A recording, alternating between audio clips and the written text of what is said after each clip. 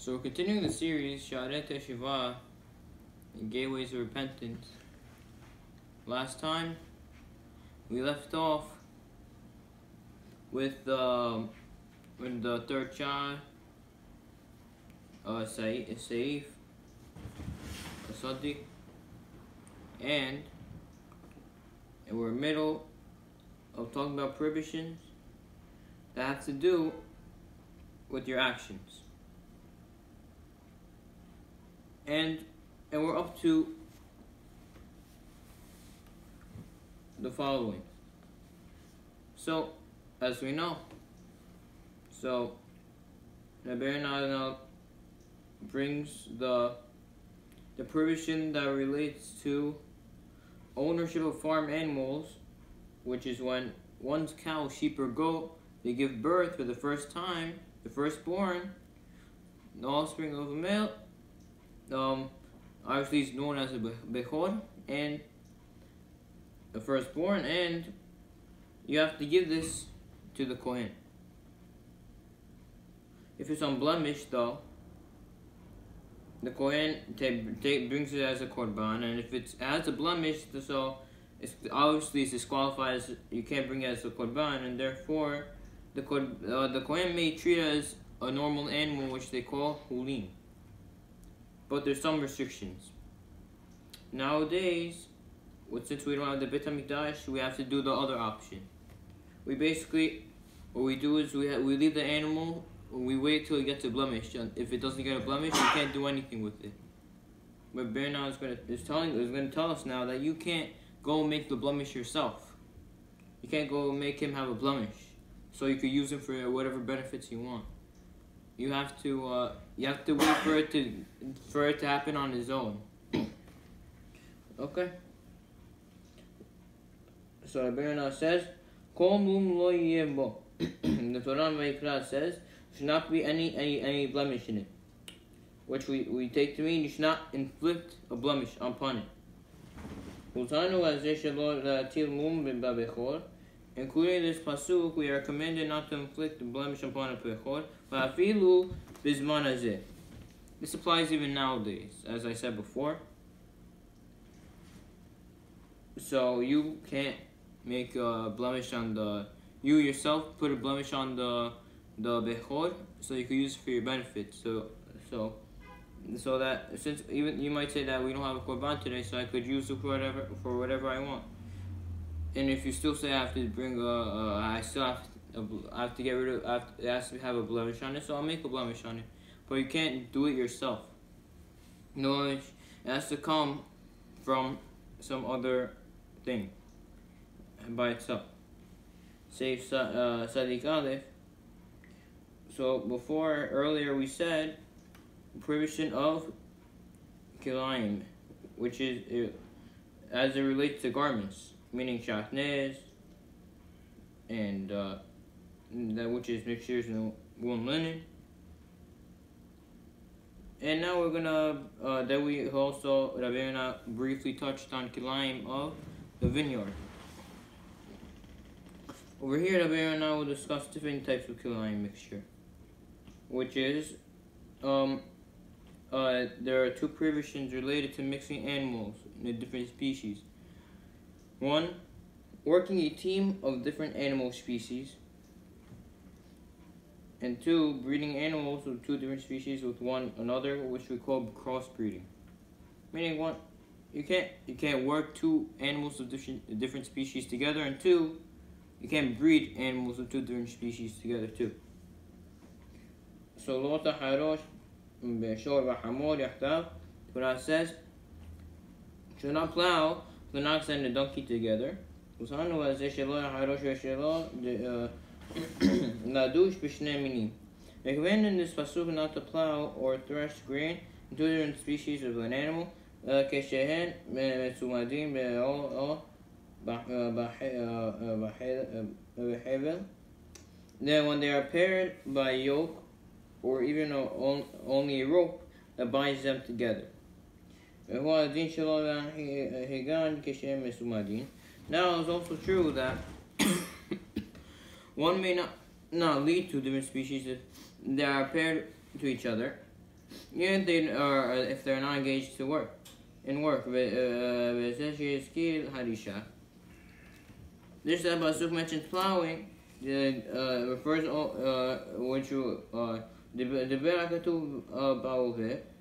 it's because pasuk speaks, the Torah is speaking of the usual case, and a person usually does not ordinarily lead his animals together other than plowing.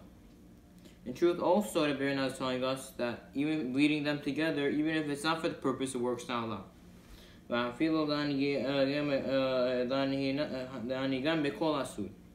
In addition, even leading the two species with one's voice, meaning you tell them to go somewhere, is also not allowed.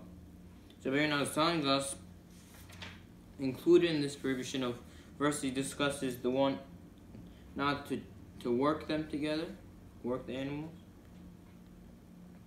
We're commanded over here, with two different species, you can't work them together, right? But not only that. Also, not only just working them, also just leading them. You pair them together by a rope, the Birna says. It's not allowed.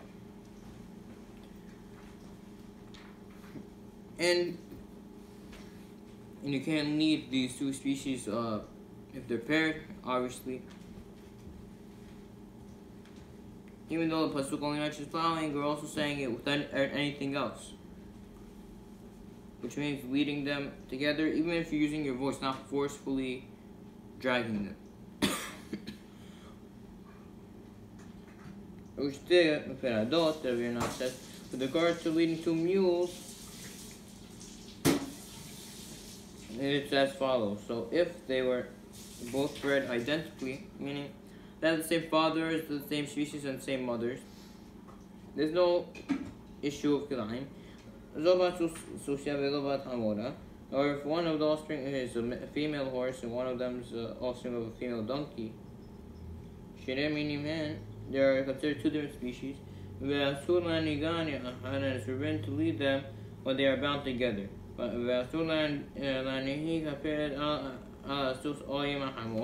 Likewise, it's forbidden to lead a mule with a horse or a mule with a donkey. Even though the mule itself descends from a horse or a donkey, is considered distinct species. So the Birna is telling us, let's say you want to work two mules together. Is that considered two different species? Because a mule has a father. Either the father is a horse and donkey, a horse and the mother's a donkey, or the opposite, that the donkey is the father and the mother is the horse. So they're only going to be considered two different species if the mother and father were different gender. Meaning if the male donkey, if the donkey was a male of one mule and the other donkey was a female, and one of them was a male, one of them was a female for the horse, there you'll not be allowed to, the same rules would apply to, because they're considered two different species and you can't work them together. Now the Birna introduces another form of kilayim that relates to animals, meaning crossbreeding, as we said. Torah says, you shall not mate your animal into another species. In the case of human mule, that indicates a desire to mate with a male. And you're not mated with the horse or donkey. And only an animal which is mated with a mule, that is the exact species, as we said.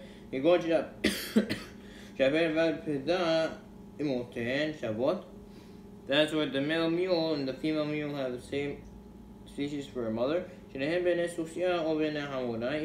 they are both the offspring of female horses, or they're both offspring of female donkeys.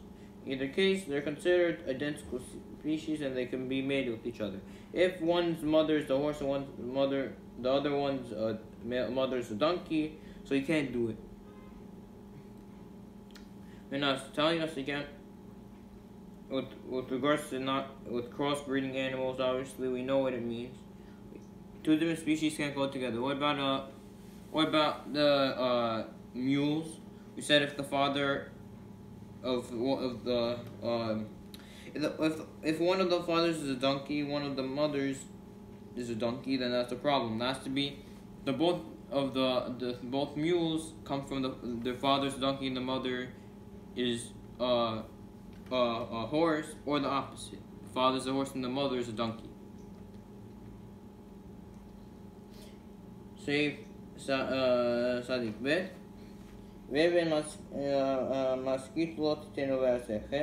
Torah says you should not place a flooring stone in your land. Meaning, do not place a flooring stone in your land upon which you prostrate yourself. You're not allowed to prostrate yourself in a place that has a floor that's stone. Recommended by this pasuk, to even process praying to Hashem, we must not bow upon a stone floor. Whether in a synagogue or any other place other than a Bet HaMikdash when it is standing.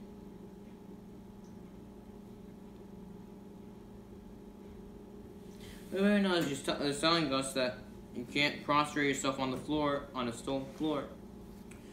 So really,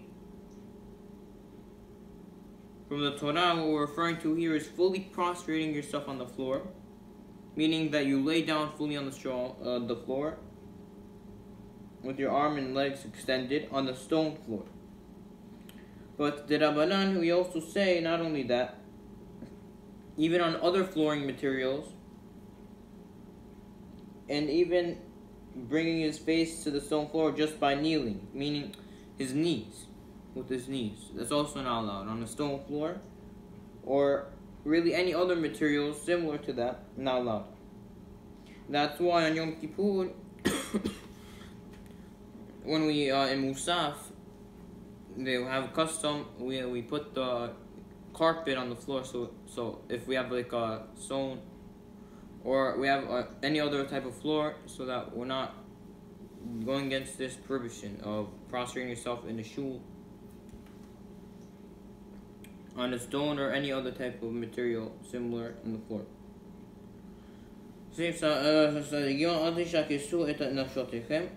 Torah says, do not make yourself repulsive. We're recommended by this pasuk not to eat things that are considered disgusting to a typical person. So, for example, one you should not eat flesh of a fish or a grasshopper while it's still alive. Rather, you should wait until it dies. Similarly, one should not drink other beverages that is from a bloodletter's tube, which is repulsive since they're generally used to draw blood. Also,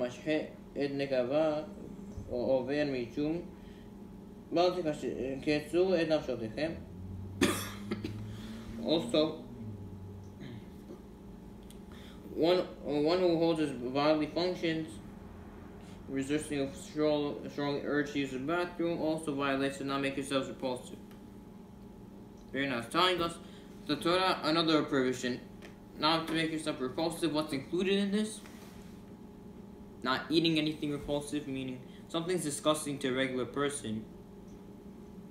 As an example, that very nice says, fish or anything that's alive, animals that are alive, that's repulsive to others, it's disgusting to eat things alive, it's not allowed to eat. Even for goyim. Also, not to drink from a bloodletter's tube, which is generally used to draw blood, so it's disgusting to drink from it. But not only that, this pasuk. So if you're to ask someone, where do you see in the Torah that you're not allowed to hold in your waist? You have to go into the bathroom right here. It says, do not make yourself repulsive, meaning you have to use the bathroom. That's what it is.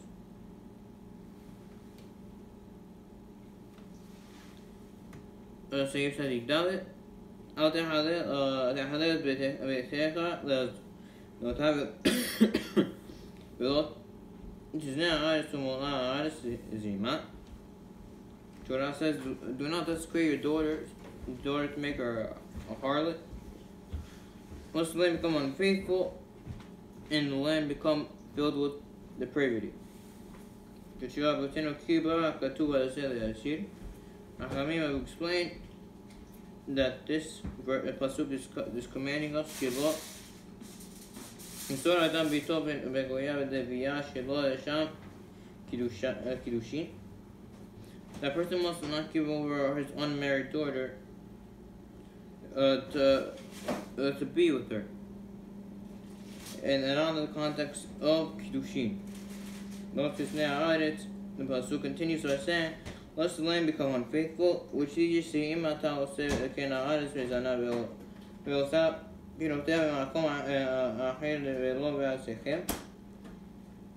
if you do this, the land will be unfaithful to you and will bring forth products from a different place, not in your land.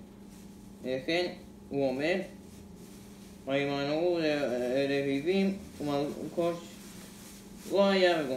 this vein, the pasuk tells us elsewhere in Nehemiah that the raindrops have been withheld and the late rain did not happen, and you had bracelets of a harlot woman. This pasuk is associating potential loss of crops with harlotry. So basically, Abirna is telling us the Abirna discusses the sin of having relations outside of marriage, with saying the pasuk tells us if you do. And so the pasuk says, don't give your daughter over to a guy to be with her. And our Chachamim explain, and since it says the land's going to become unfaithful, the land's going to become unfaithful, and it's going to bring these crops in a different place. Now pay attention, because the reason that Abirna says in a different place is to teach us something very interesting that I once heard. And that is, Hashem, whenever He does things, Hashem takes away something from you. Hashem doesn't get rid of that reward. That's a chad. Rather, Hashem puts it in a place where it's going to be useless. Meaning, let's say your place wasn't worthy of having rain. You're gonna have a drought, something. No hunger, no food. No, the trees, the plants are not growing because no rain's coming down. Let's say, so Hashem's not gonna get rid of that rain and not bring it down. Rather, Hashem's gonna bring it down in a place where it's useless. No one's living there. Let's say some desert, some place. Hashem will bring the rain over there. And this is what Abirna means to say that Hashem is going to bring produce in a different place. There's going to be all fruits and all these things in a different place, but not your land. It's going to go to waste now. Hashem has reward to give you. But the thing is, Hashem's going to give the reward, but it depends if it's going to be you or not, if you deserve it. Hashem's doing it regardless, but it's up to you. Will you do it or not? Are you going to listen to Hashem and deserve the reward? Or are you going to make Hashem go place the reward elsewhere where it's not going to do anything? Now the Abirna tells us about pilakshim, meaning a wife to a king that is considered married even without a which they don't have it's basically Abirna tells us below מותרו פלגשים אלא כדובה ולא כדושין אלא למלך פלגשים without a keduvah, without performing kiddushin, in earlier times were permitted only to a king.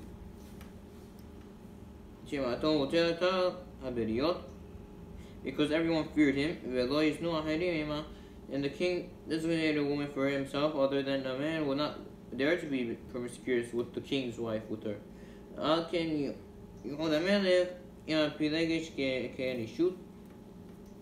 As much the exclusive relationship that the king had with the pelagic is considered a form of marriage, and therefore is permitted for anyone else. However, pelagic relationship was and is absolutely forbidden. Do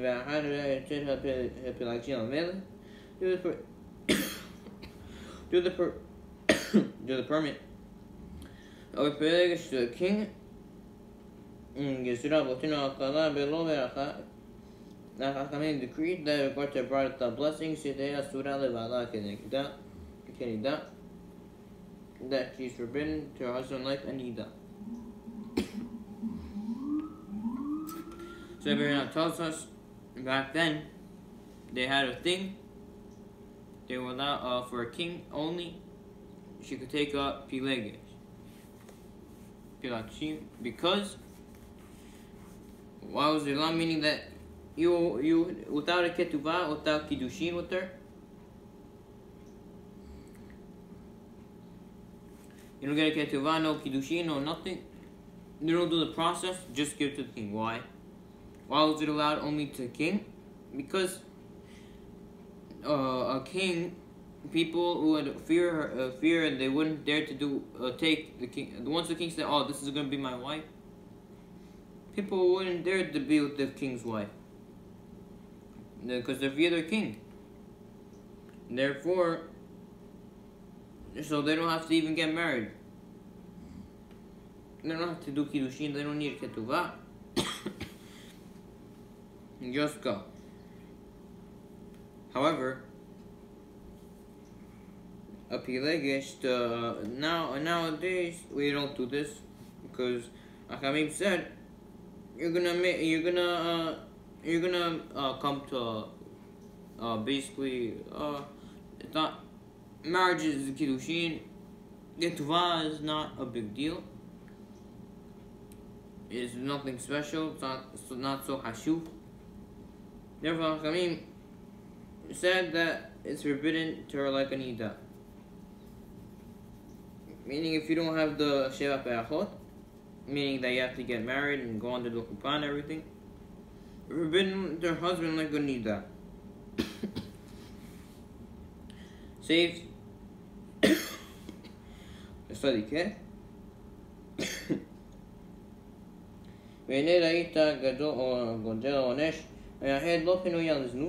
Now you have seen above, the great punishment is over for one who designates an unmarried woman for himself for the purpose of illicit relations. For regarding this, the stated let the land become unfaithful, the land become with the depravity, as said before.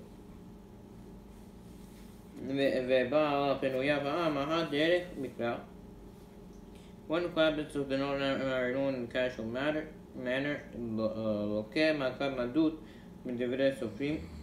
he received the rabbinically mandated makat madut, lashes of rebelliousness. This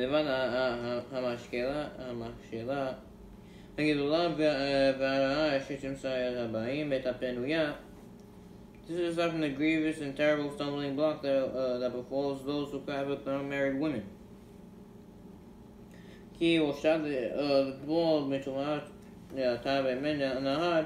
Always be in mind. This is because the non-married woman is embarrassed to immerse in the water of the river of Mikveh and remove herself from nidat's impurity, being called zenuta. Out of fear of being seen of having her promiscuous behavior be revealed to the public, and as a result she will remain in a nidat state to mata with her impurity on the hems of her clothing. She's not mindful of her end.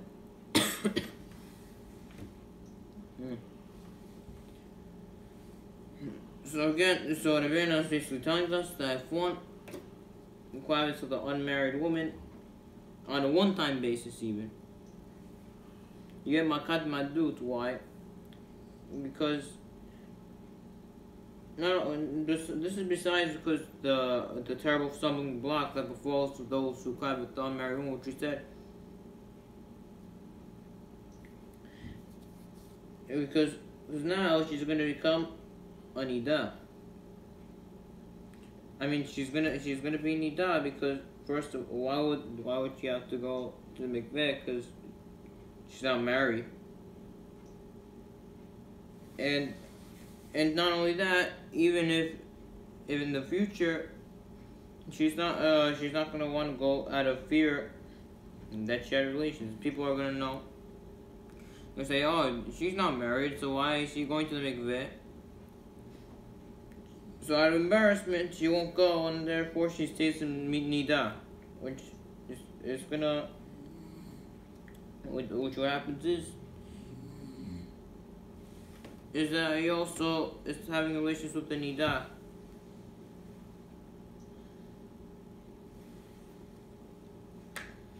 So the Baron continues.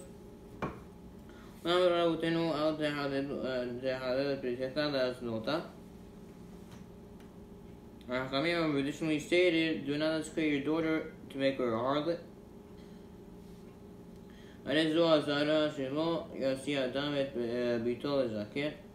There is a warning against people marrying off his young daughter to an old man. Ronnie is also telling us, included in not making your daughter into a harlot is a person marrying his young daughter to an old man, meaning the reason for this is because you'll not desire an elderly husband and will seek for fulfillment in extramarital relationships. The father then marries his young daughter to an elderly man is in effect subjugating her to a life of adultery, because if, however, she specifically wants to marry the man, okay, there's no prohibition. But we're saying the father gives over to her daughter. I mean, let's say, for a good example, would be at a young age, under 13 back then, under 12, when her father, if she wanted to get married, the father would do the whole thing.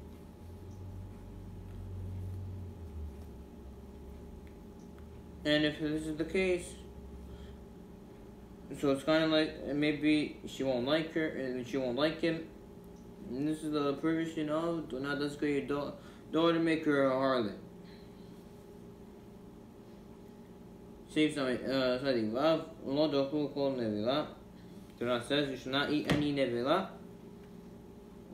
This refers not only to the carcass of an animal that did not undergo shechita, but also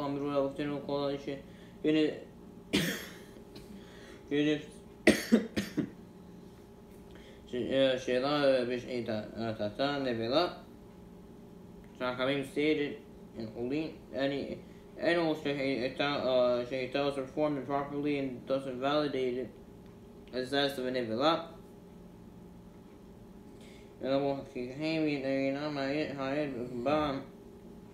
Indeed, it would be fitting for those who are in position to offer reproof to warn the people they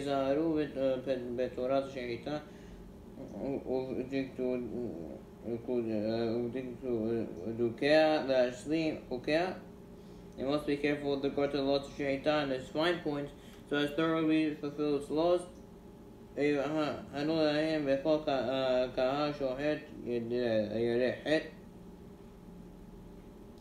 so they will select every community of Shohed who fears sin, and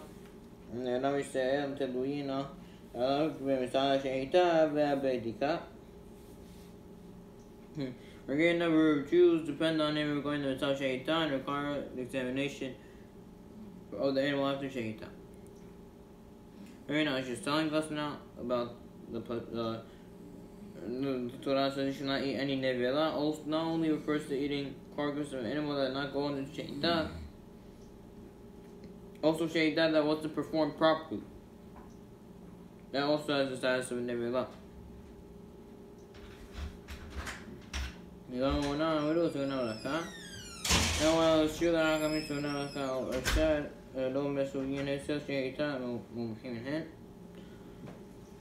The most are involved in shaitan are proficient and they could be trusted.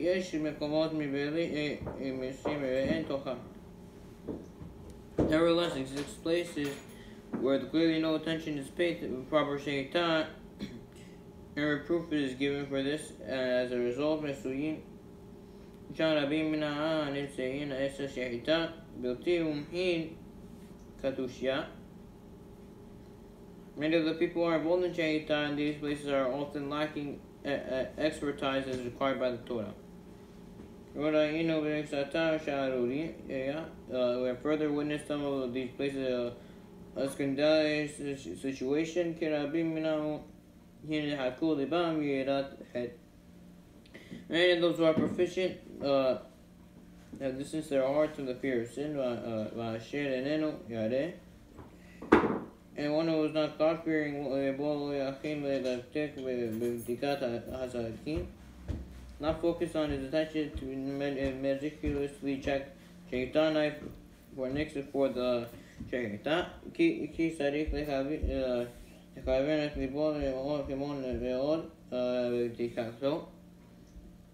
For one is required to pay very great attention when checking the shaitan knife. Hello today. Surely כי דוח אדם פעמיים שלוש שלא יגיש בפגימת דקה. A person can check 2 or 3 times and still not detect a slight imperfection. But afterward he checks again, he finds only just because he paid greater attention during the last inspection than the first one.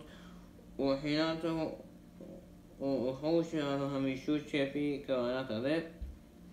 the shohet's ability to make a determination based on the sense of touch depends on the attention he pays to what he's doing. For this reason, it's imperative that the shohet be God-fearing, for only then will he be conscientious and thorough in checking the knife.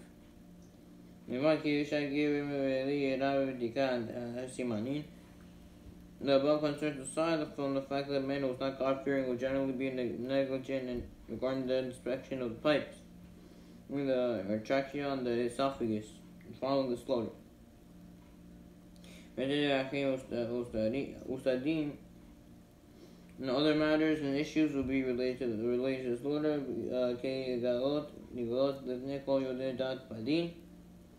As well not to know knowledge on these laws. The Baron is just basically, to sum it up, the Baron is just telling us people should have a shohet that he's God-fearing, so that even though the Gemara says most shohatim they could be trusted, however there's still some, and probably that only applied back then. Even I'd say nowadays we don't have, definitely less shohatim that have Yirat Hashem. Therefore, we're not telling us that every community, every place should have a God-fearing shohet, so that he could slaughter for the people. And if basically, because maybe one time people who are not God-fearing, what's going to happen is that they're going to slaughter the animal. They don't care about the knife. They don't care if they did a proper shahita. Okay, that's all. That's why it's proper. They get someone that has Yirat Hashem, so he'll pay attention to when he slaughters. He'll pay attention for that the knife is completely sharp, no bumps, and follow all the halachot that is required.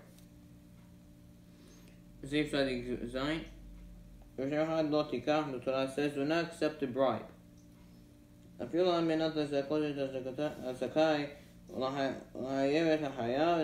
in order to judge fairly, that is award judgment to the party which with the merits in the case of, and to declare liable the party that is liable.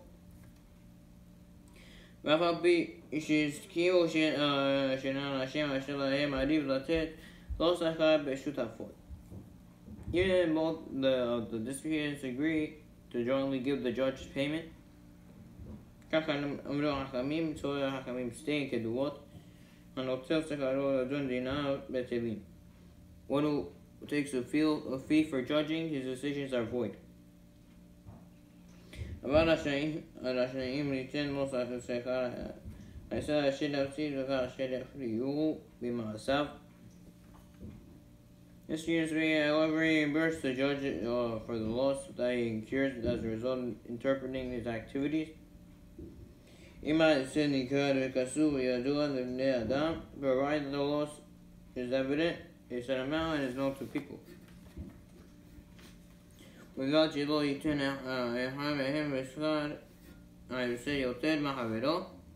In addition, this is permitted only if neither one of the disputants pay more toward the reimbursement than his fellow. We're now telling us in regard to the provision against taking bribes. Shahad, the Torah says, do not accept a bribe. This means not the judge should not accept a bribe, even in order to judge fairly, meaning to award judgment to the party with the merits in the case and to declare liable the party that is liable. And even if you're gonna bribe him so that he does justice, meaning even if it's gonna have favor toward one but not the other, but it's true, it's not allowed. And also the says even if both disputants agree to give him the same amount of money, also not allowed. Because the Hachamim say that if one takes a fee for judging, his decisions are void. It's not good. Even if you pay the same amount, you're gonna say, "Oh, it's not gonna affect him. He's still gonna equally," but he's not gonna put any of them guilty. The Marina says, however, you may reimburse the judge the loss that he incurs as a result of their interpreting his activities to adjudicate the case, provided that is evident at set amount and is known to the people.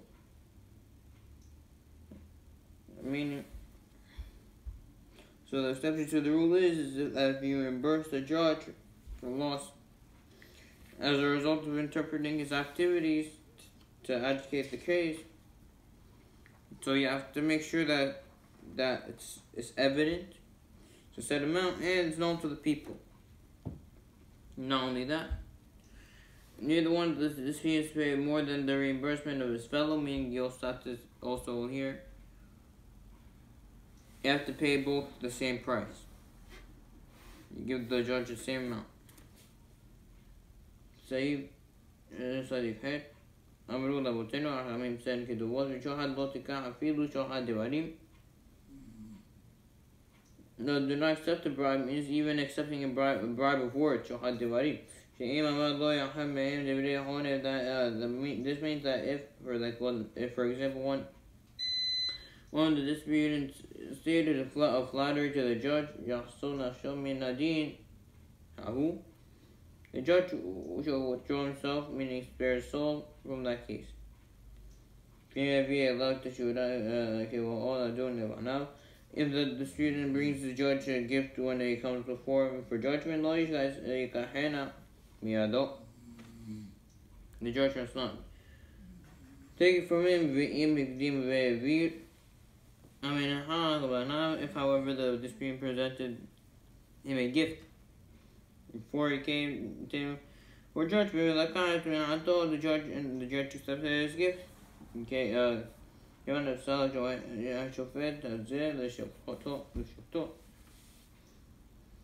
the judge has already disqualified the judge. The Marina tells us even with the words, bribe with the words.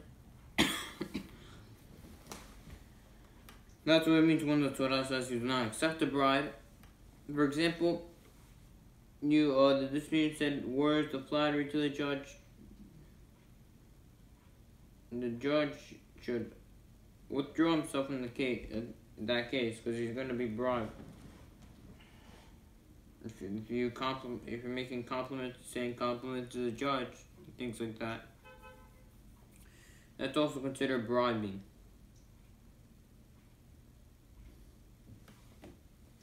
The Marina even tells us if the disputant brings a gift when he comes before him before judgment, Before that, he didn't know he was going to get judged, that was going to be his judge. But he must not take it from him. If he did, before the judgment, and he accepted it, then he's disqualified. You can't judge him. Because it's bribe. And say Sadik did. וכל מאחד לא יעשה בהם אשר יאכל לכל נפש. Torah says in regard to Yom Tov, no melacha may be done on them except for all must be eaten by every person, only that which be done for Yom Tov. Using the example of Hotza'ar, Hakamim say the following rule: Mitok she'otera fza'al sorech lokel nefesh b'Yom Tov. Since Hotza'ar was permitted for a food-related purpose, and Yom Tov otera she'lo sorech lokel nefesh is also permitted one day with no food-related purpose. Ronnie Chahino, the rule applies only as long as the melacha is being done the need to of the day of Yom Tov. Ronnie Chahino was the inactive Torah l'reshut harabim b'Yom Tov. So the Hakamim stated that one may take out Sefer Torah, the public domain on Yom Tov, the Karov Yom, or typically the purpose to hang out Sefer Torah is to read for him the next day, to refer him on that day. The Torah whole is heard, however, to take the public domain for a weekday need is the Torah Yom Tov. This may be done only if there is a need to the Yom Tov day itself. ורבים מן העם חוזרים להוציא מהמפתח את תיבתם לרשות הרבים ביום טוב. Many people transgress by taking out the keys to the chests of their homes to public domain יום טוב. גם כי אם התיבה מכל האחר אשר לא יאכל ביום טוב, even though the chest does not contain food or anything else that will be used on Yom Tov, there's no permit for them to do this, as transferring a key is not considered a Yom Tov need. We're not telling us about Yom Tov, as we know, you are allowed to carry on Yom Tov outside. But Ivana tells us that's not for today's use, or if it's for weekday it's not even on Yom Tov use, not allowed. Ivana tells us first off, even though really it's only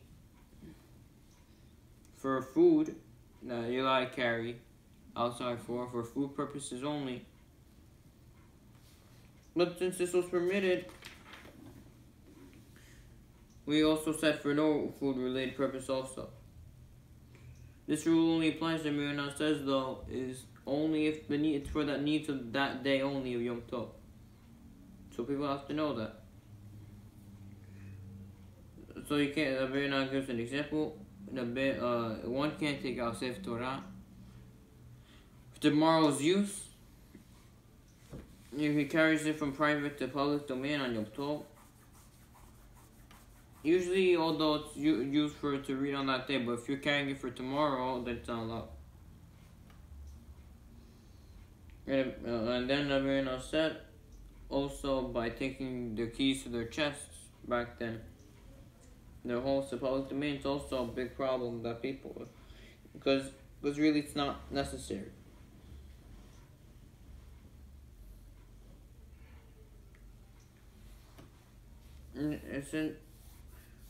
Since people don't have to take out their keys from the home to the public domain on Yom Tov, even if it doesn't have food in there or anything that will be used on Yom Tov, it's not allowed to do this. So it's not a Yom Tov need. So also, if it's not necessary, you're also not allowed to do it. That's why Ivana tells us. Save Kuf. Lo yivash gevet simlat isha. A man should not wear a woman's garment. So I would say bet Aside from the literal meaning, the pasuk is also telling us for men not to engage in feminine practices, such as removing the hair of the underarm or the public area, and the pubic area. Meaning, not only that, it's not just actually physically wearing a woman's garment, also doing things that women do. Also. And one example of this actually, which people don't know, which I actually learned recently, I didn't know, that Shaare says a man really, you can't look in the mirror only if it's for mitzvah purpose. Like for the tefillin, you put on tefillin, something. But if he just wants to look at himself in the mirror, not allowed, for sure. But I mean, really, how Rajah says that we're lenient, and we only could look at ourselves to fix our hair and things like that. But really, it's not allowed for just to look at yourself, because that's something that women do. That's an example of this. The Torah says you should not place blood in your home, for bringing us to leave hazards in our homes and our properties where they might cause harm.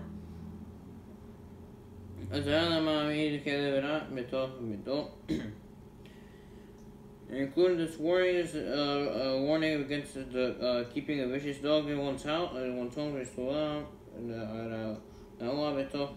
against keeping a rickety ladder in one's home.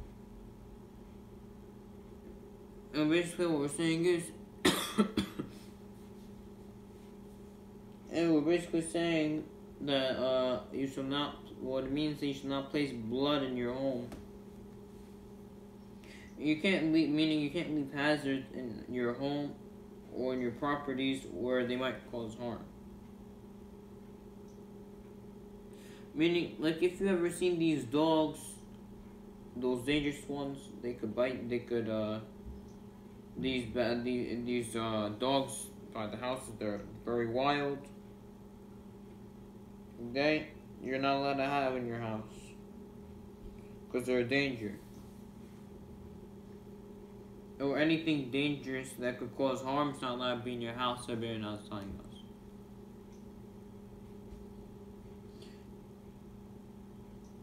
What it means, the vicious dog, it poses a danger both by the way of its bite and by its bark. What's the danger? Well, he's going to get scared.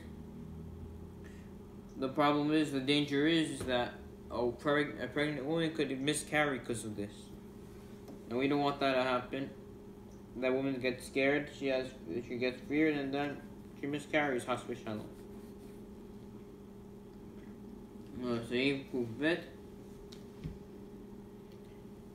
לא תעבוד בכל שורך ולא תגעוש בכל צונך. The Torah says you not work with the firstborn of your ox, nor may you shear the firstborn of your flock. So it's telling us to forbidden to shear a bechor. A man will do it to the sanctuary. In general, the sanctuary bechor only applies in this rule applies. But apply both in Israel and outside Israel. If a bechor becomes mixed with 100 or 1,000 ordinary bechor animals, all of them prohibited for benefit. It's all of them for benefit, because you don't know which one is the actual one. And Berna is telling us basically that really, so regarding liberation of bechor animal not having benefit from them. Where is it? We're talking. It's saying this applies in Eretz and non-Eretz too. Not only that, Birna says, let's say you don't know, it gets all mixed up, meaning you're not sure which one is a bechor. All of them you can't use for benefit, because maybe one of them that you want to use is not a bechor. it is the Bechor. Save Kuf Gima. Bota Sun Kena Hashem Lokechem. Torah says you shall not do this against Hashem your God. Azara Lemo Heket Hashem.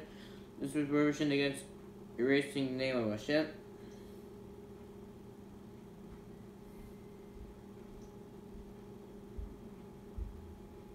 And this also includes erasing just one letter of Hashem's name, even not the full thing. Nala. That's what the Rebbe tells us. You can't erase Hashem's name. Sif Kuf Dalit. Torah says, do not perform the practice of the land Canaan which I bring you. Do not follow their traditions. We're commanded by this pasuk to reject all Amorite practices. These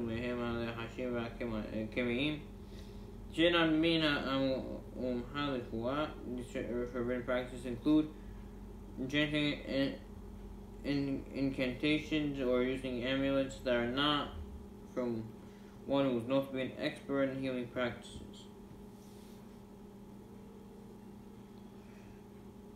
And incantations and amulets are commonly used in earlier days as a means of healing. And the Rebbe tells us that if they come from trusted sources, they could be used. If they come from non-experts, though, they may have pagan roots, type of stuff, and therefore are forbidden. Sif Kuf Het. Basically, in times of Beit HaMikdash, before any grain,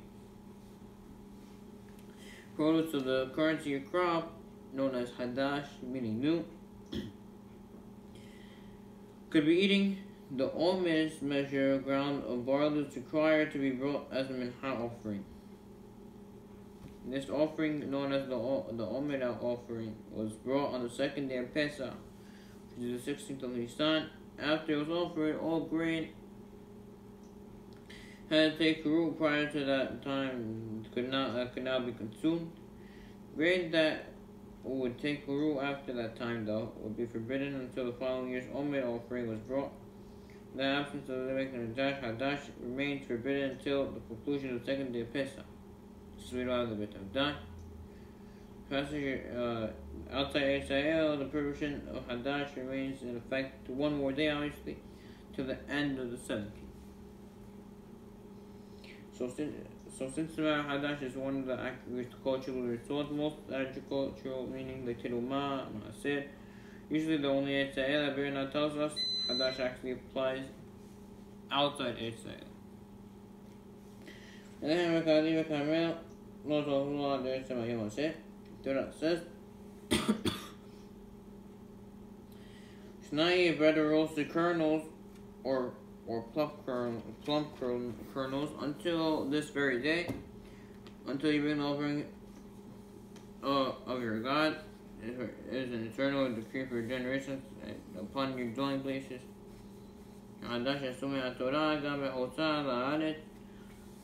Hadash, which is the subject of the pasuk, is biblically forbidden even outside Israel. That's why everyone else telling us. So this Korban Omer Hadash. Now we said that you can't. It was brought on the second day of Pesach. After it was offered, all the grain had to be taken. Root prior to that time, that could not be consumed. So the grain that would be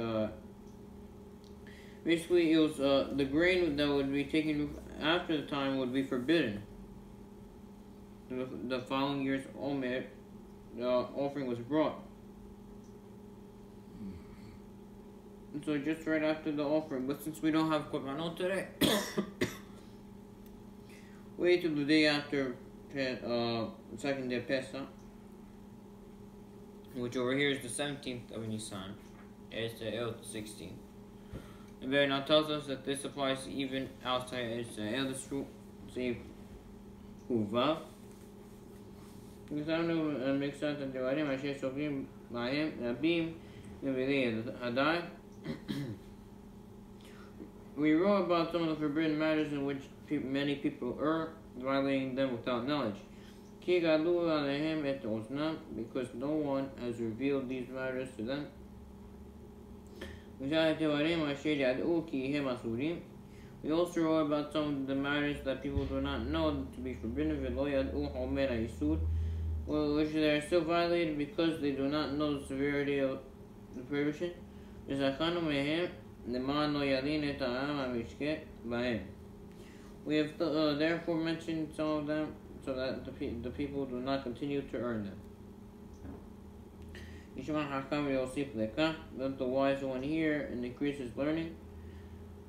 להזהיר את העם על הדברים אשר תגלנה אותם כאלה עליהם, to warn the people regarding similar matters that might befall them, meaning let the leaders of each generation warn the Jews of their time, places regarding the prohibitions which people are unaware and often stumble over. Maskilim yasiru, the disciple ones shall give warning to others. Usohan alakia yasiru, and in reward they will shine like the radiant sky. So Ronnie concludes the fifth level of severity by saying that really the reason for this, again, of saying all these prohibitions is because people don't know about them. Since they don't know it's forbidden, and they don't know the severity. So what we do is we could so that they don't continue to stumble in them.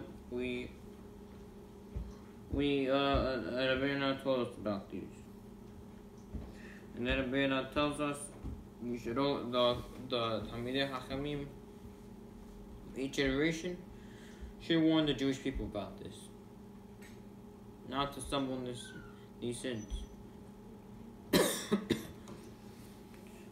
and if they do, the reward shall be. Rabbeinu says they shall shine like the radiant sky. So that's the fifth level of severity. And to conclude with the sixth, conclude with the sixth level of severity, which are sins that are punishable by death at the hands of heaven. That's the sixth level of severity. So you may say, what's the difference between Hayam Mita B'dei Shamayim and Hayam Karet? What's the difference? Which one's worse? Which one's whatever? And Bear and I will discuss that. Hamadriga Shishit say Kuzain, the sixth level Mita B'dei Shamayim, the sins punishable by the death of heaven, death at the hands of heaven.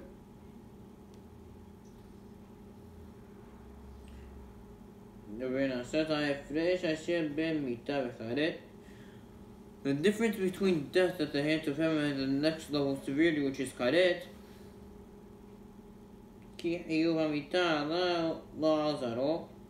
that the liability to the death at the hands of heaven concerns the sinner alone, not his children. Whereas the punishment for karet, who is nikrat, the lives of both he and his children are cut off. So the Ronnie brings an exception. However,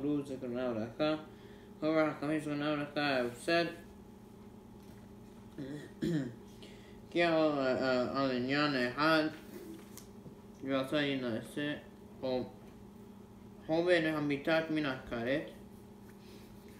that one manner and in one respect of the penalty of death at the hands of heaven is more severe than the penalty of karet.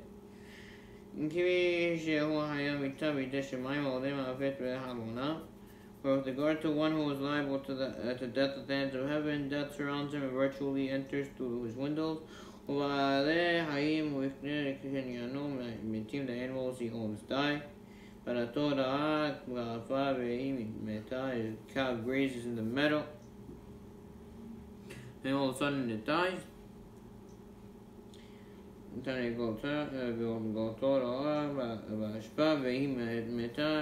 She picks through the garbage and somebody dies.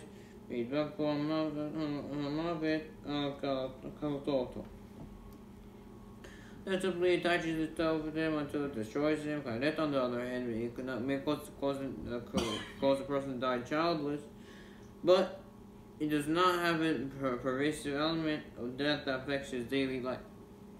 Bernard tells us the difference between hayav mita bidei adam, hayav hayav mita bidei shamayim, and karet, is that when you're hayav death at the hands of heaven, it concerns only you. But karet, on the other hand, it concerns your children as well. So the difference between hayav mita bidei shamayim and karet is you die in the hands of heaven, means you yourself only will die at a younger age. But karet also includes your children. Where Bernard says, okay, so now you think, okay, yes, karet is more severe than hayav mita bidei shamayim. But one aspect that Bernard says that's not true. It's true, although it's true that your children, you may die childless.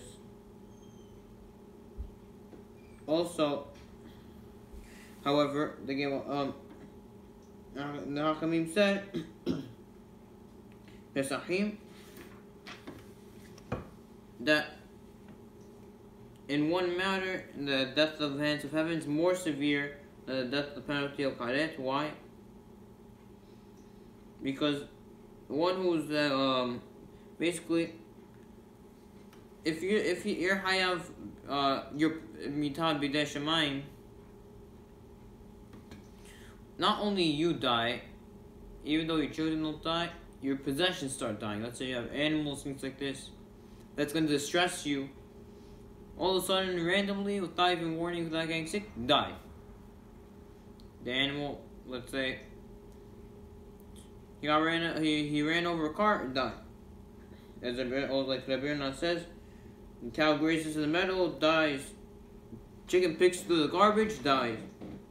Just dies and it gives you stress. This is included in hayav mita bidei shamayim. However, this isn't included in hayav karet. So that's why we're not saying in one aspect, hayav mita bidei shamayim is more severe than hayav karet.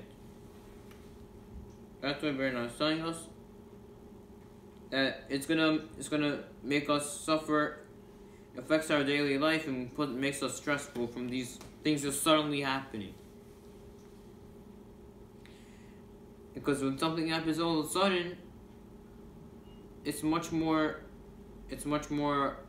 stressful than if it just happened slowly. As we see by, let's say, Abraham Avinu, and when Hashem told him to bring his son, go for the Akedat Yitzhak, go slaughter his son for him. Hashem didn't say, go bring your son Yitzhak.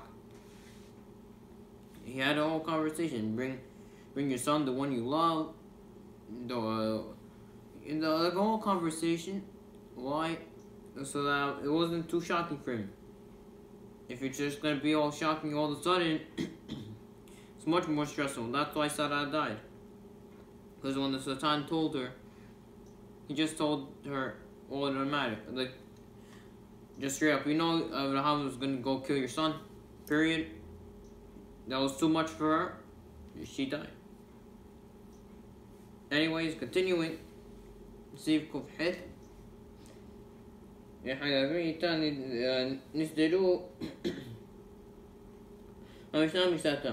some of those who are liable to death at the hands of heaven are listed in the Mishnah. For example, one who eats tevil,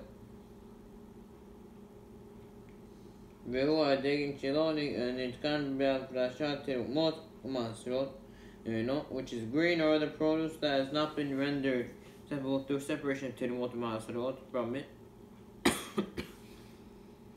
והמצווה הזאת נוהגת בארץ ישראל. This mitzvah of separating terumot and maasrot from produce and the severe prohibition to eat the produce while it's still tevel applies to produce grown in Israel even today. Kohen tameh she'achal teruma teura. For example, kohen who's tameh wait teruma that's tahor is that she'achal teruma for a non-kohen and non-kohen who eats teruma whether it's tahor or not also. So we're not telling us some who transgress, some that are hayam mita, shamayim, they're listed in the Mishnah, which he seems to be referring to a braita in Sanhedrin, which lists a number of sins that one receives at the death of, and that he has death of the hands of heaven, including the three examples that Birna cites here, which are tevel, which is grain and other produce that really is supposed to be separated first for teruma maaser every year, but you didn't, so you're not allowed to benefit from that. If you do, and so you go against this. Well, your hayam mita b'dei shamayim. And this mitzvah of separating terumot ma'asrot also, the Birna says applies in Israel even today. And so that's what we're saying. And the Birna even says, for example, that a kohen who's tameh who ate teruma is tahor, which definitely applies today because the kohen, there's no kohanim that are tahor today, so they can't eat teruma. So this is also a problem. So they can't eat teruma. Also, obviously non-kohen, whether he's tameh or tahor, also can't eat teruma. And save kuf tet ויש בהם אשר בערו אותם רבותינו זונה וברכה בגמרא ובמדרשים. Aside from those sins mentioned in the Mishnah, there are those that are mentioned by Rachamim Zukna Unacha in various places in the Gemara and Midrashim. Majority of the cases, however, can be discerned from simple reading of Pesukim. Example, one who causes suffering to the widow or orphan. The Pasuk clearly says that you're hayab b'dei shamayim. Pasuk, as it says, you may not cause pain to any widow or orphan. The following Pasuk says, following that it says, and if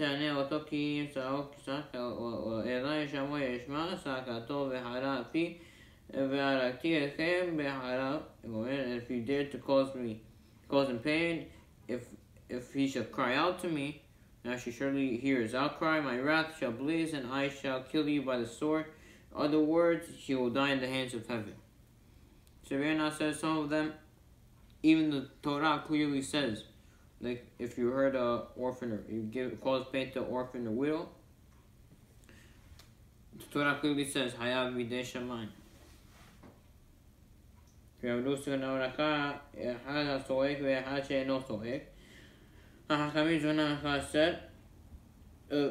the orphan or widow cries out or does not cry out, doesn't matter.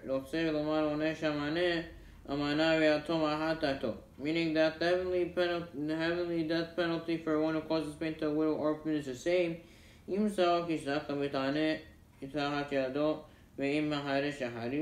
Whether the one he afflicts cries out or remains silent. However,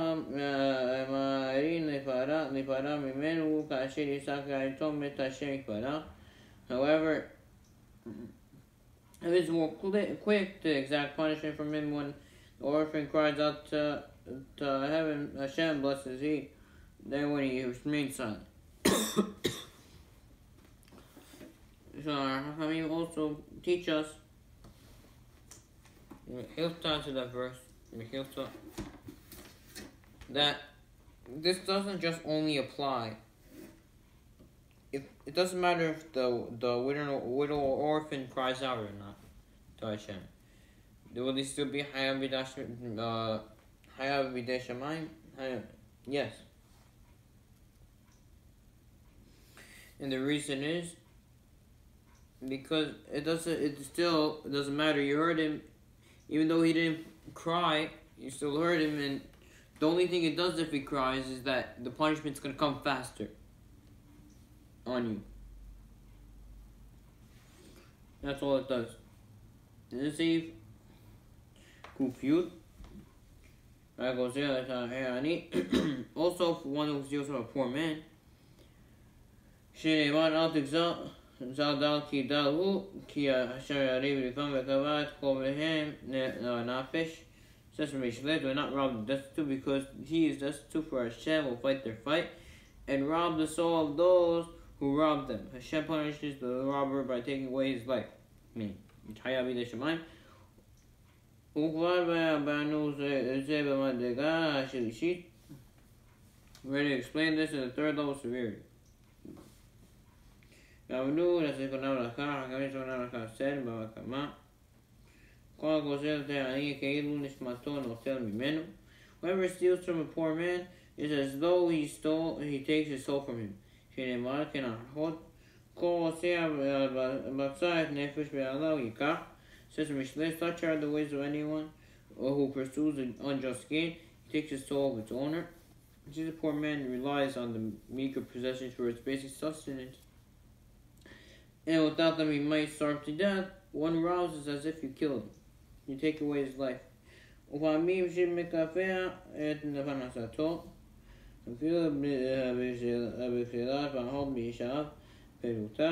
Sometimes the thief deprives the poor man of the sustenance, even if the stealing is worse, less than the perutah, the smallest amount, the smallest coin in times to get mara. Even that, if the poor person's that poor, that's what he lives on. Therefore,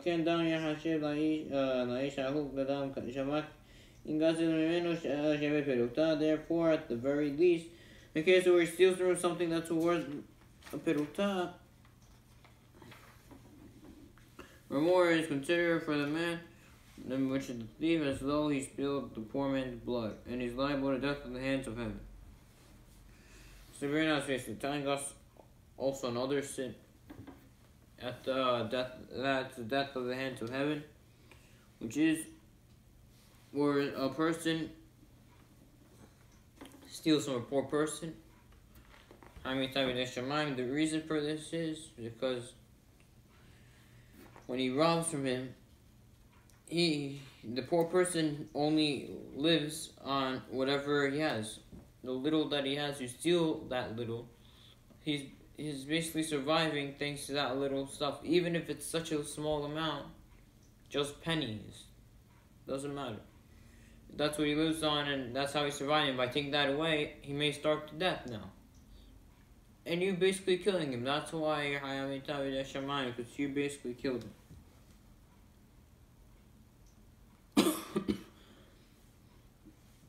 So that's what we're saying.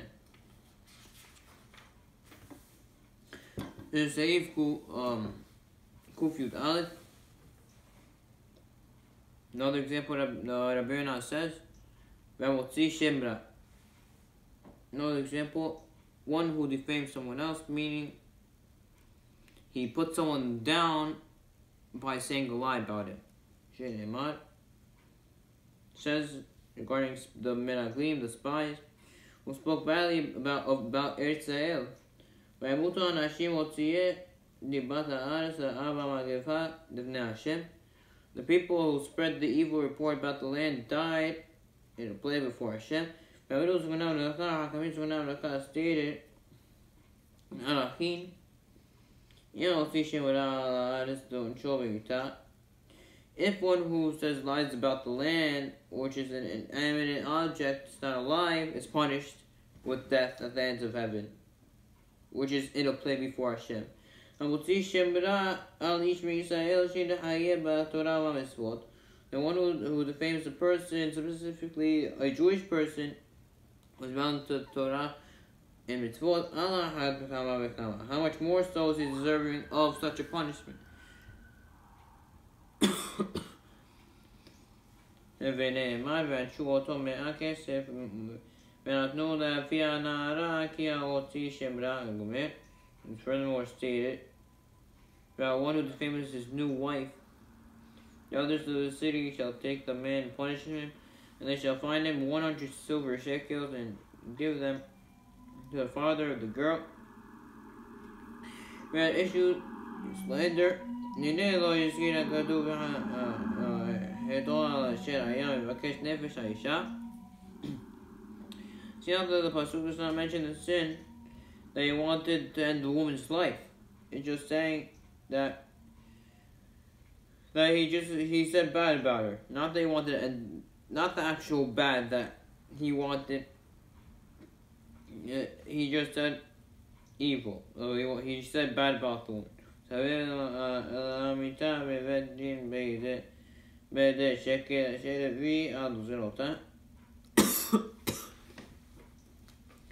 And the fact that they actually attempted to bring about her death and Beit Din by bringing false witnesses to testify about her alleged adultery. These are not the sins that Torah focuses on when issuing this punishment. His punishment. Yesira wono osaat shemra. When Torah mentions only the sin of slandering the woman, here one gadol yotem avakesh nefesh l'sotah. For indeed it is a great sin than even seeking to put an end to a person's life. Yisara kelima mami. The pain associated with shame is more bitter than the death itself. This is made. This point is made by Hakimis Navachah, who stated that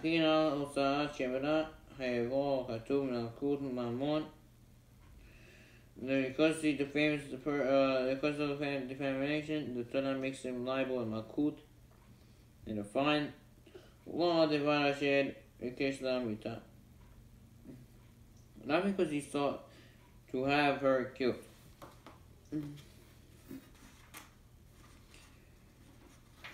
So, continuing, one of the forms of defamation is uniquely severe. We'll see Shemitah because it affects future generations, and Brina said, and I would do this to another cat. I mean, when I said, Yerushalmi Barakama, Ki Otzi Shemitah B'Divrev Pegam Mishpaha. If one spreads a damaging rumor relating to the flaw of lineage of a particular family, and look about Lami, he is not granted full atonement for but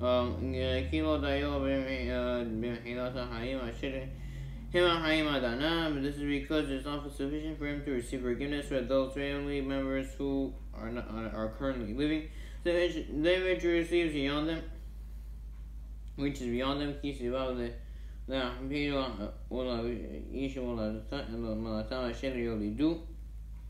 there is also caused shame and humiliation to all the descendants that will be born.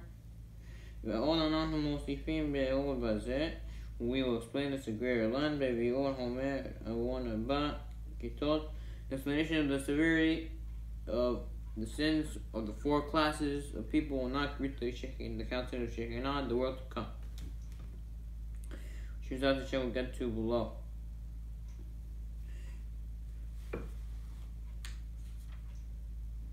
Rebbeinu basically tells us about the sin Motzi Shem Ra, which was Hayav Mitav V'Dei Shemayim.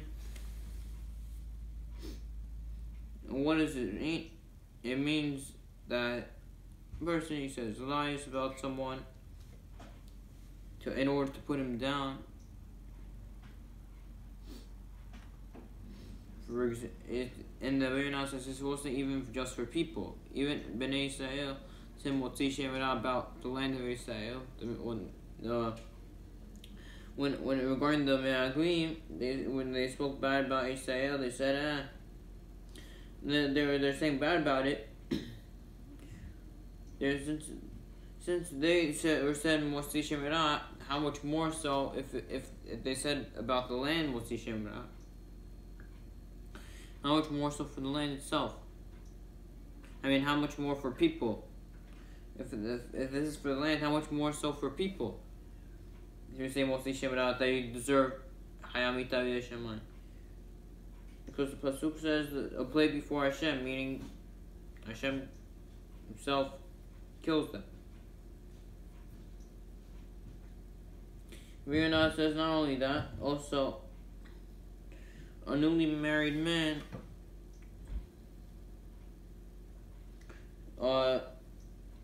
he said who says that that his wife had relations with another man during the period of Erusin, meaning now they did Kiddushin, which probably really doesn't apply today, because we do Kiddushin in the first and second stage of marriage, which is the second one, Huppah. We do it I do it all one time, but back then they would do Kiddushin, then they have a couple months to prepare. So and basically it wouldn't be allowed to touch each other until you get Erusin, until they got the second stage Nisuin.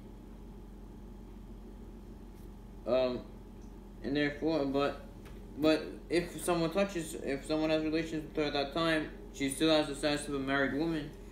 Therefore, the punishment of being with a married woman is the same. And therefore, so someone says Motzi Shemra about his wife like that, even though this wasn't true, it was really a lie to get her in trouble. What's the halakha regarding this? And they shall fine him 100 silver shekels and give them to the father of the girl who was issued a slander. Since it says, it only mentions about the Motzi Shemra that he said, not about the actual he wanted to kill he wanted to end the woman's life. Because obviously, if you think about it, because if he's doing this to his wife, obviously means that he wants her killed.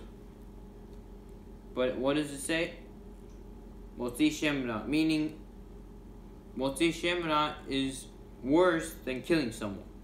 Why? Because embarrassing someone, it's not considered as if you're killing. It's worse than killing, because embarrassment lasts your whole life. As killing is a one-time thing. And that's what Abirna says over there. And that's what he's saying. And not only that, Abirna says also Motzi Shemra. Let's say someone says Motzi Shemra about a certain family. And this guy, his family, this guy really is mamzer, whatever. You really say Motzi Shemra about this person, you spread these rumors. Then his whole family, all this, when it comes to getting married, this guy's mamzer, and this guy's not good, this, like this. You spread all these lies. Even if you want to come do teshuva, it's a very big problem. There's no way to receive forgiveness fully, because you still have to ask for forgiveness from the people that are not their ancestors, which now you made their family bad. The ones that already died, there's no way you can ask them forgiveness. Therefore, it's impossible to accept full teshuva from this, in this aspect.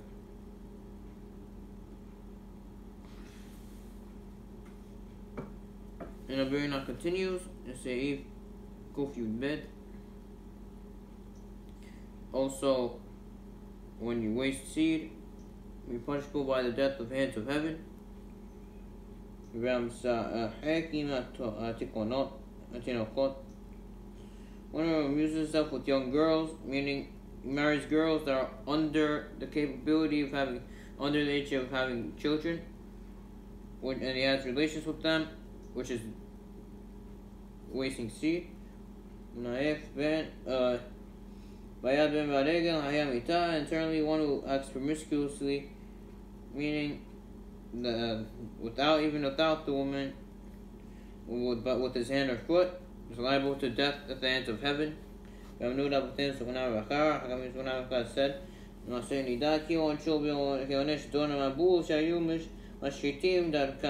that the punishment is like the punishment of the generation of the flood, who also perverted their ways and died at the hands of heaven under much harsher circumstances.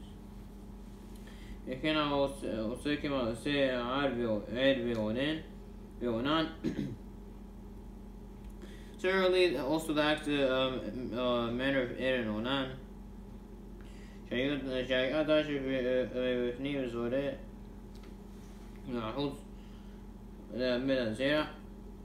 as he thrashes inside, the insides and windows on the outside in order to waste the seed. Also liable to death.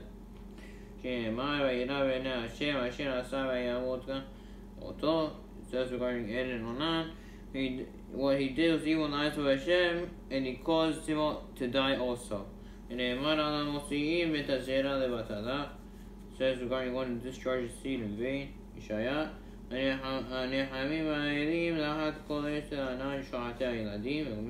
One, you indulge in your lusts at the elm trees, under every leafy tree, who slaughters children, etc.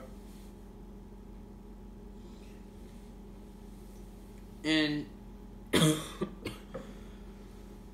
basically, what Bernard is telling us regarding this, also the sin wasting seed, also Hayam bi Tabi Shamayim, whether with young girls who can't have children, same exact idea. Also, the way even without a woman. And your punishment is like the punishment of the generation of the flood, who also perverted their ways by stumbling into sin. The pasuk says, who all flesh had perverted its way upon the earth, which is referring to wasting their seed. Not only that, Ed and Onan also they had relations with Tamar. Also, they started relations in the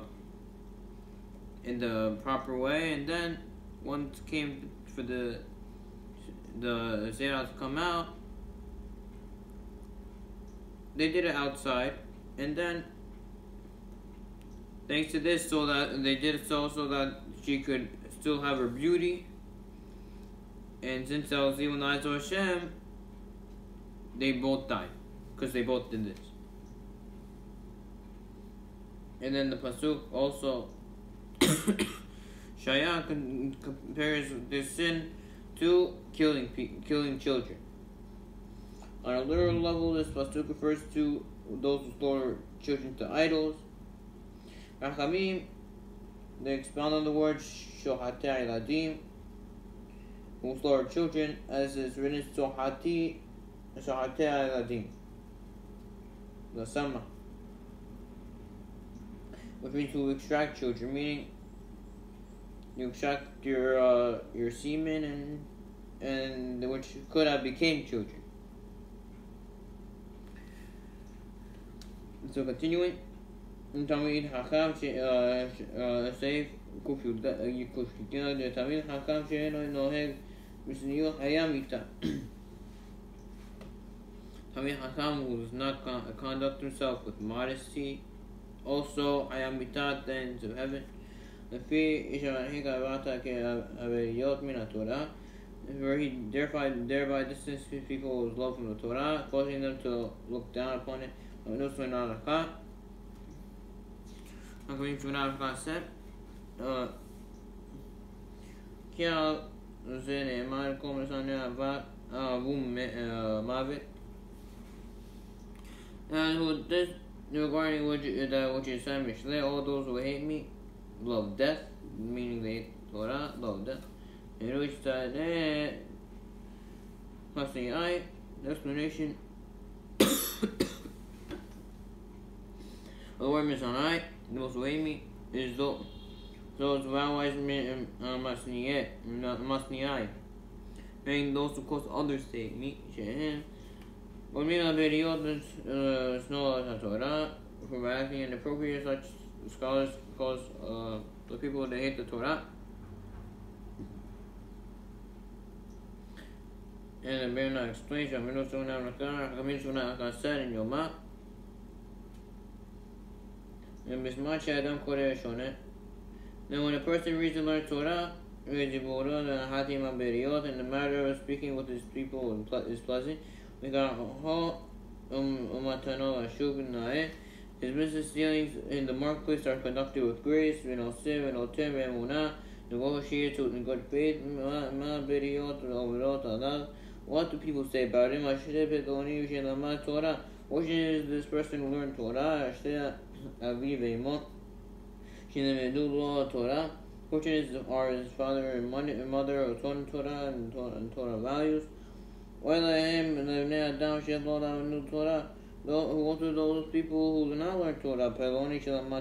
Consider this person who learned Torah. Have you seen how nice are his ways? How refined are his deeds?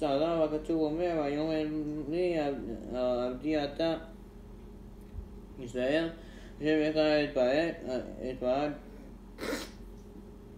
regarding him, the pasuk in Yeshaya he said to me, "You know, my servant Israel, whom I take glory." However, the opposite. However,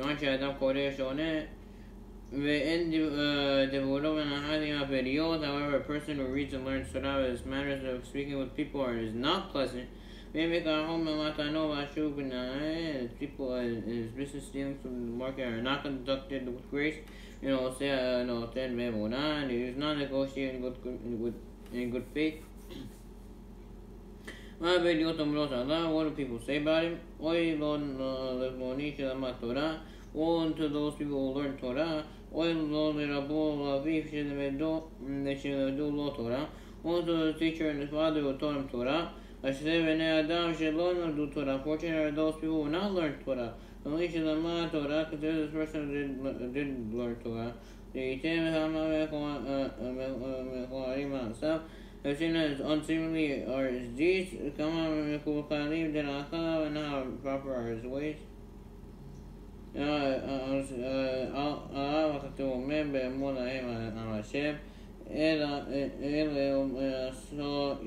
Regarding people like him, the pasuk says, but when they came to those nations, they caused my holy name to be profaned. And I will say to them, these are the people of Hashem, yet they had to leave his hand. They're not telling us. We hear about sin for Talmid Chacham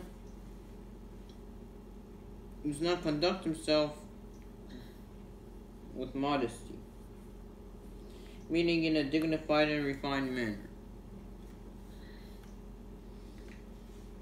Why? Because by doing that he distances himself, the people from the Torah, and they say that, oh look, this person is telling Chacham, this is the way he acts.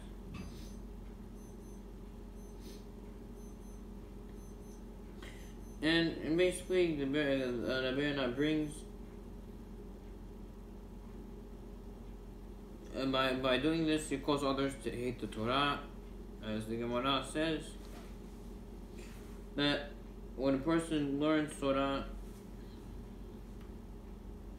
and by learning Torah he makes his deeds and he acts pleasantly, he does business dealings correctly, he negotiates in good faith, people, they give praises to him. They say, wow, look at this person. He learned Torah. This is who he is. Baruch Hashem, it's good. It's good Kiddush Hashem. However, the opposite, if you're learning Torah and you act like a be'emah, then people are going to say, oh, look, this is people who learn Torah. I see people don't learn Torah that act better than this. Big Chilul Hashem is a disgrace for the Torah. Therefore, those who are learning Torah, they have to have good deeds and good manners in the public. So you could do that.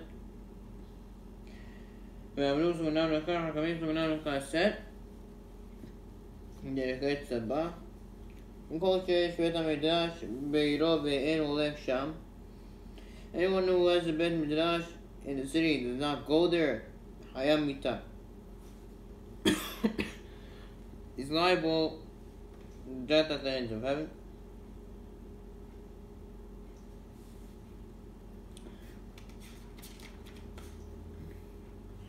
Basically what we're saying here is that Hamim also said, so if you have a beit midrash in your city, you do not go there. Hayam mita yidei shamayim, and the Braita over there continues reciting by citing the pasuk says this: what wrong did your forefathers find in me that they distanced themselves from me? And this Braita is teaching that one who avoids entering the study hall, he shows actual disdain, disrespect for Hashem himself by not entering Hashem's place. So if you're not going to shul, you're not entering the Beit Midrash, hayam mita yidei shamayim. That's what Ronnie tells us. Ziv Kuf Tedvav. Also one who challenges his Torah teachers academy, hayam mita, liable to death at the hands of heaven, meaning Second Kala says this. What this means is that he rejects the Mesorah, the tradition that received him as primary Rebbe. And the Gemara actually in Sanhedrin compares this to challenging Hashem himself. So meaning you denied the Mesorah, the oral tradition, the oral tradition passed from generation to generation. Say, oh, this is not true. Oh, where you get all these customs from, things like that. And you don't follow your rabbi. It's like you're actually challenging Hashem yourself, the Gemara said. Save Kuf Tetzain V'amoreh Alakha B'nei Rabot. Likewise, one who renders a halachic decision in the presence of his teacher, hayam mita, liable to death at the hands of heaven. said in Eruvin, Lo metu nadav avihu b'akriva me'eshara al het hakrava. When Nadav and Avihu died when offering the foreign fire, they did not die for the sin of offering itself. Their intention of offering their fire, all fire was for the sake of what they perceived to be a mitzvah. For they said themselves, it says in the Torah, the sons of Aaron shall place the fire on the altar, meaning that actual us, the sons of Aaron, should place the fire. Not only Hashem brings down the fire, but also we bring it. Even though the fire comes down miraculously from Shemaim, nevertheless has an obligation to bring the fire from the ordinary sources too. On Shai, rather the punishment was for having within the halachic decision in the presence of Moshe Rabbeinu. Instead of consulting with them what to do, therefore the sin carries the punishment of the death of the hands of heaven. And that's why Hashem killed them. Tevera tells us the sin about rendering the halakha in presence of your rabbi, your hayamita mideh shamayim. And what this means is, and the reason obviously is because you're going it's in the front to the teacher's honor. And what's considered the teacher's present? 12 mil, which is 7.2 to 8.6 miles. Which, so if you say halakha, if your rabbi is near whatever 12 within 12 mils from you, you're not allowed to run their halakha.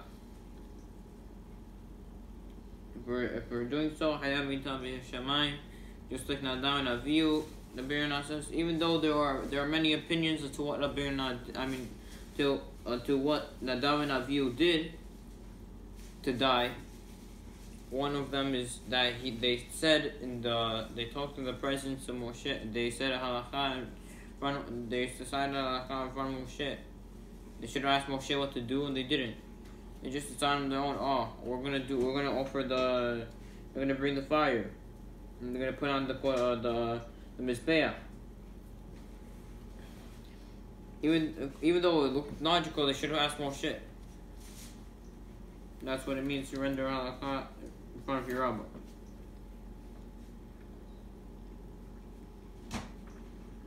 Save Kuf Yuzain. And we also know Hakam said in the Mishnah Avot. David Baal Olam, that pestilence comes to the world. Al Mitot Amudot. On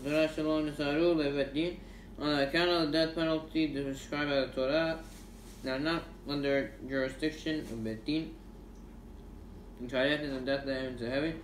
Not paid all Shiri.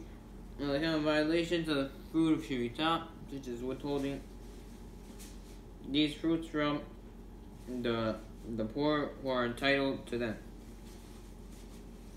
I know all the Hakamim further stated there about the 4 periods of 7 years Shemitah, cycle of occurrence of pestilence increases, but if 4th and 7th year. Fourth year, 7th year follow the Shemitah year, and then annually following the Sukkot festival. But in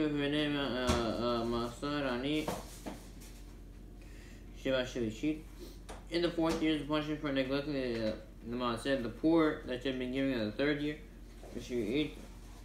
In the 7th Shemitah year, the punishment for neglecting the Maaseh of the poor that should be given in the 6th year. And the year following Shemitah year, punishment for withholding Shemitah produce from the poor. Then the Mishnah above.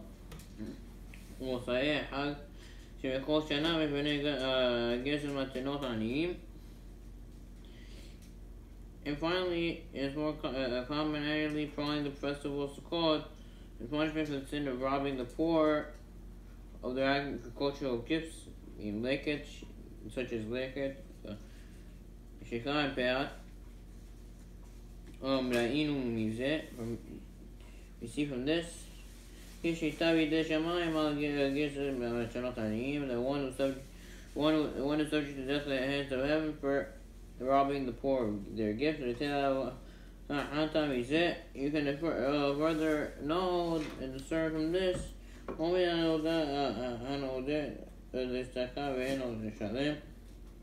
Surely making a pledge of charity, and now paying that for a sign from providing the requirement to fulfill one's vow. One is depriving the poor of what is now due to them as well, as we see here, is a very serious sin. Ronnie is telling us that. So So in the Mishnah, what it says, pestilence, which is a form of plague that people die suddenly without showing signs of sickness.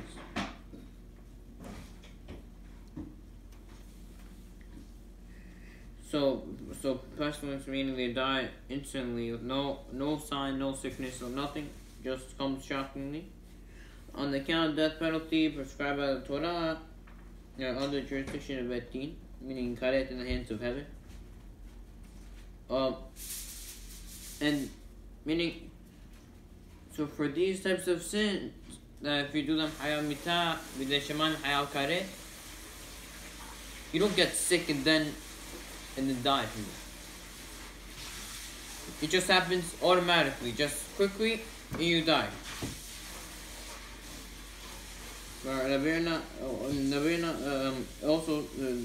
Also this applies on account of fruits of Shemitah, which are fruits from the poor who are entitled to them.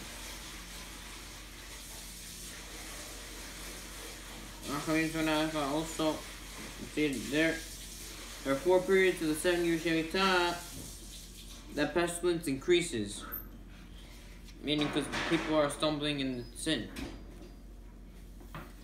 1 in the 4th year, the 7th year, the year following Shemitah, and 4 the every year following Sukkot. So what we're saying is the reason for these is the 4th year, because as we know, in the 3rd and 6th year you have an obligation to give a tenth of your produce to poor people. And the year after that, you're getting punished for not doing so. People who didn't bring the maaseh the previous year in the 3rd year, now it's the 4th and the 6th year, on the 7th year.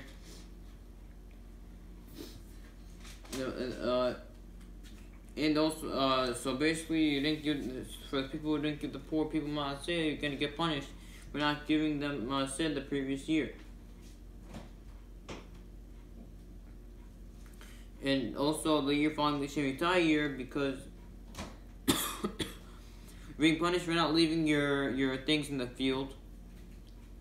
And also on every year on Sukkot, because since Sukkot's the time that and because in the year following the Shemitah year, you're being punished for withholding Shemitah produce from the poor. And also, so we're saying that punishment for the sin of robbing the poor for their agricultural gifts. Meaning, also, this is the season of leaving. That you're leaving. When one must leave behind the portions. Meaning, like it is when 2 years of grain fall on the ground. You leave for the poor.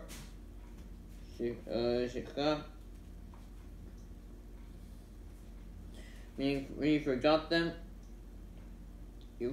in there, you leave for the poor. Beyond the edge of the field, you have to leave that for the poor. Also, all the adults, which is single grapes that do not form clusters, you leave that for the poor.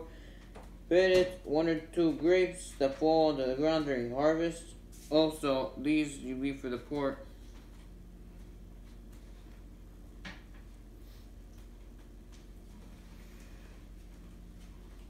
So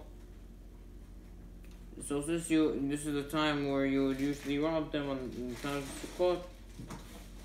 So that's why you'd be more likely for pestilence to come upon the world, as we said, meaning they die instantly, because this is hayami tabi deshamayim. Very nice, we could see that one is subject to the death of the hands of heaven for the sin of robbing the poor of their gifts. Also, you could discern from this the severity of making a pledge of charity, meaning you say, I'm going to give charity, you don't pay. Because not only that, you also, since now it's due to them, becomes a very serious sin. Because now it's basically technically theirs, because you already said, oh, I'm going to give poor people money, and you didn't give. So you better not, and we'll conclude with this. סעיף ק"ח גם הקופץ ידו מאחיו האביון ובשרו המתעלם דומה לאלה. One who withholds his hand from giving charity to the destitute brother, ignoring the needs of his own flesh and blood, similar to these individuals mentioned above who steal from the poor. For since he's obligated to give the needy and fails to do so, he is like one who steals gifts from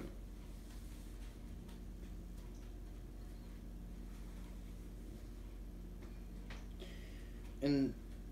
And basically, Abiranaz is telling us, Abiranaz uses every word in Gezel, and Gozel, which mean robbery. And this is just, it's telling us why depriving the poor is considered such a serious sin. To not give tzedakah to the poor people is considered such a big sin, because you're basically really stealing from them. Because it's really, the Torah views whatever is due to the poor person as theirs. So when you withhold it from them, it's as if you're stealing from them. They said, okay, I'm going to give this to the poor people. You don't give them. It's stealing. And again, like Rabbeinu said earlier, stealing from a poor person is like taking his life, and that's why it's so severe. But what we have to understand, we'll conclude with this, is that the Torah considers whatever is due to the poor person as theirs, as we said before. So if the Torah considers whatever is due to the poor person theirs, then why are masrot and produce left behind? They're called gifts to the poor. So how could it be a gift in the same time and it's really theirs? Meaning the question is that when we give tzedakah, why is it considered tzedakah, charity? Meaning if the Torah is considering it, it's really due to them. So why is it considered a gift? Why are the produce left behind? They call it the gifts to the poor. The field and the produce, the corners of the field, they call it the gifts to the poor. Even though it's really due to them, you call it the gifts. Why? That's the question. And the answer is, Midrash Shemuel to this Mishnah explains, this is Hashem's love for us. Why?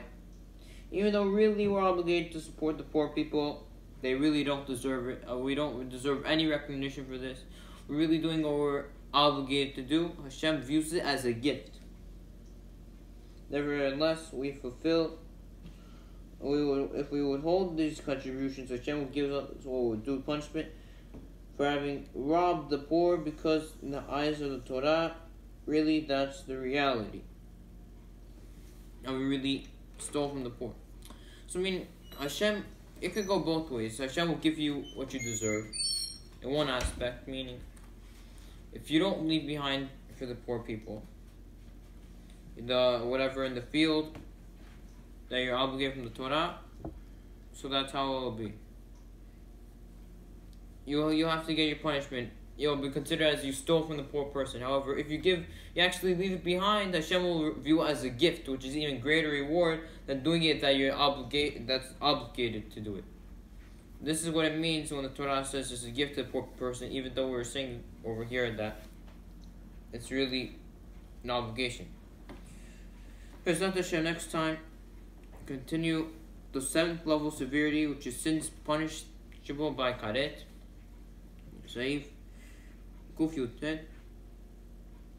Bezrat Hashem, will continue next time.